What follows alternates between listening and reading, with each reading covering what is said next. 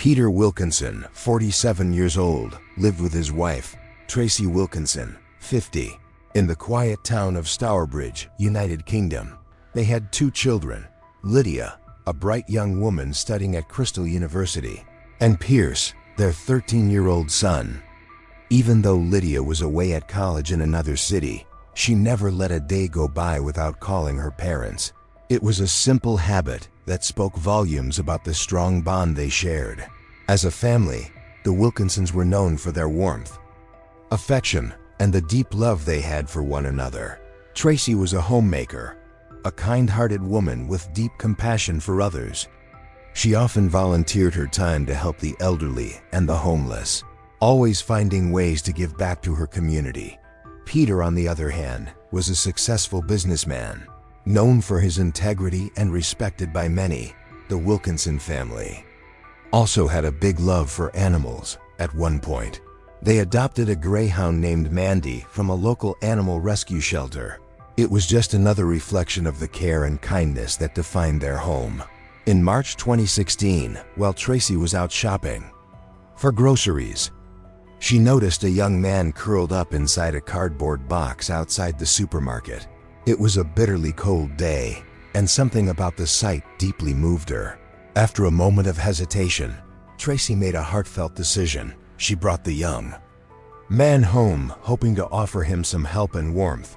His name was Aaron Barley.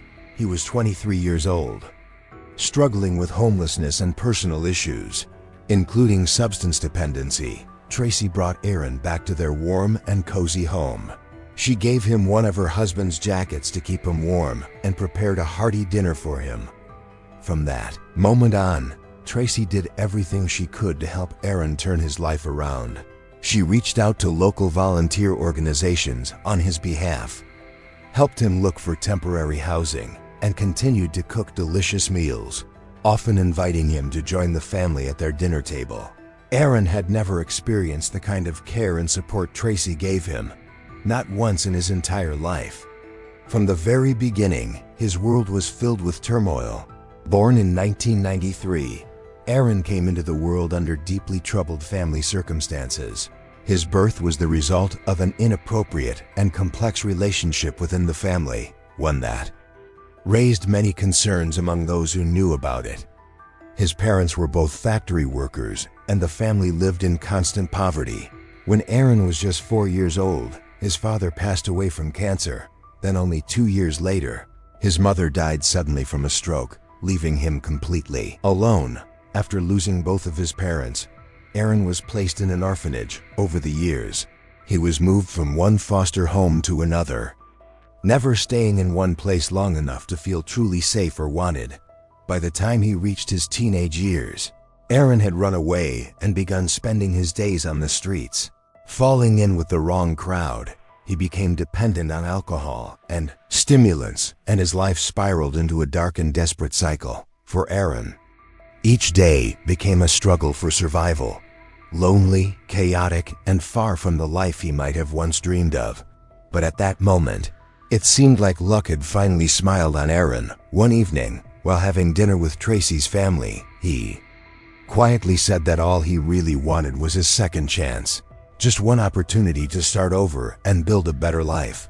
Moved by his honesty, both Tracy and Peter assured him they were willing to help. Peter went a step further. He offered Aaron a job at one of his companies, giving him not just support, but also a sense of purpose. Meanwhile, Tracy took it upon herself to accompany him to addiction recovery sessions, guiding him every step of the way. Together, they were determined to help Aaron reclaim his future. By August 2016, things seemed to be turning around for Aaron. He had a steady job, a roof over his head, and a family that genuinely cared about him. For the first time in a long time, it looked like he might finally be on the right path. But then, everything began to unravel in September of that same year. Aaron admitted that he had relapsed. He had started using drugs again. He often reeked of alcohol, began skipping work without notice, and when he did show up, he was aggressive and openly disrespectful to his supervisors. Peter, though deeply disappointed, still tried to reach out and help. He had several heart-to-heart talks with Aaron, hoping to guide him back. But nothing seemed to work. Eventually, with no other option left, Peter made the difficult decision to let Aaron go from the company. A few months later, Peter came home to find Aaron sleeping on the doorstep, bruised, battered, and clearly in a bad state. Despite everything that had happened, the Wilkinson family's hearts softened once more. They couldn't turn their backs on him, determined to give him yet another chance. They helped Aaron find a place to stay and offered him small jobs around the house so he could earn a bit of money. As Christmas approached, Peter and Tracy even invited him to join their family for the holiday meal, a gesture of warmth and forgiveness that spoke volumes about their compassion. Over time, Aaron managed to land a job polishing wood furniture at a local home decor store. For a while, it seemed like he was back on track, but it didn't last. Not long after, he was let go from the job, and soon after that, he was evicted from his lodging for failing to pay rent. Once again, the Wilkinson family stepped in. Despite everything, they opened their home to Aaron for another 2 weeks while he searched for a new place to stay. Their willingness to help, again and again, reflected just how deeply they believed in giving second chances, even when it wasn't easy. On the morning of March 30th, 2017, Lydia received a phone call, and in that moment, her entire world came crashing down. That morning, Peter took the family's beloved dog out for a jog, while Tracy and Pierce were still asleep. Before heading out, Peter asked his son if he wanted to join him, but Pierce, still feeling sleepy, replied that he was too tired today. He'd go running with his dad tomorrow instead, but that tomorrow would never come. When Peter returned home, he found it odd. Tracy usually had a hot cup of tea waiting for him after his morning jog. He simply shrugged it off, thinking she probably just wanted to sleep in a little longer. When he opened the door to the backyard, a man suddenly lunged out from behind the wall, holding a bloodied knife. Peter was stabbed 6 times in rapid succession. Although the attacker tried to hide his identity, Peter instantly recognized him. It was Aaron, with his last bit of strength. Peter looked at him and whispered, "Aaron, why?" before collapsing to the ground. After that, Aaron stole the family's Land Rover and fled the scene. Using the last of his strength, Peter managed to call the police before collapsing onto the floor and losing consciousness. Police and paramedics arrived at the scene shortly afterward. When the police arrived, they were met with the aftermath of a brutal massacre. Tracy had been stabbed 17 times. The attacker had plunged the knife through her blanket while she was still asleep. Pierce had suffered 8 stab wounds. When officers found him, the boy was still breathing, but barely. His condition was critical. Police rushed both Pierce and Peter to the hospital. Peter was fortunate enough to survive, but Pierce didn't make it.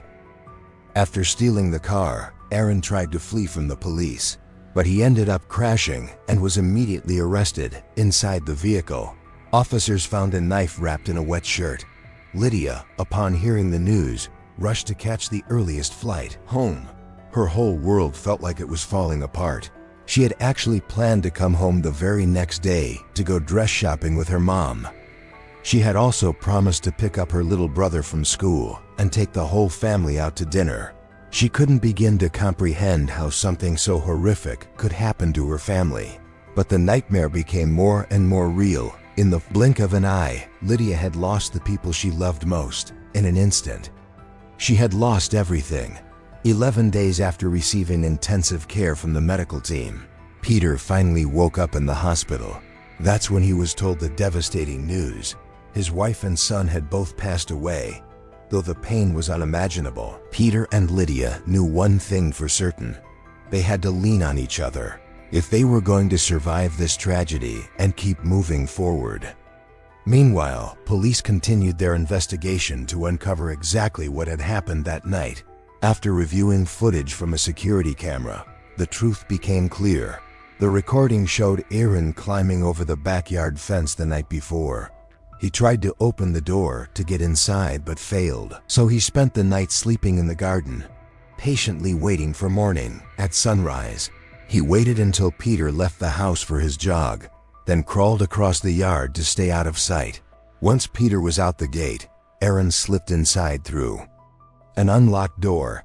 He went into the kitchen, selected 2 knives, then quietly made his way upstairs, where he brutally attacked Tracy and Pierce while they were still asleep. After the savage assault, he calmly walked downstairs, hid behind a wall, and waited patiently for Peter to return, so he could attack him too. Aaron never showed any remorse. He offered no explanation or motive for the murders. The only thing he said was that his one regret was that Peter had survived. Less than a week before the attack, Peter's family had stopped paying Aaron's monthly phone bill. They mentioned that they hadn't heard from him in weeks. Tracy had even told friends that she had seen Aaron lurking around their home and admitted she was tired. She no longer wanted anything to do with him. On June 7, 2017, the funeral for Tracy and Pierce was held at St. Mary's Church. During the service, Lydia spoke with heartbreaking honesty. She said her parents had done everything they could to help Aaron, but he repaid their kindness with destruction and cruelty. He had shattered her life and taken away half of her family. Lydia said that now she felt like nothing more than a shell of the person she used to be.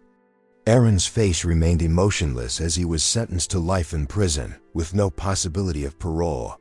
Lydia and Peter later said that although their pain might never fully heal, they chose to focus on nurturing positive energy for the life ahead, rather than holding on to hatred toward Aaron.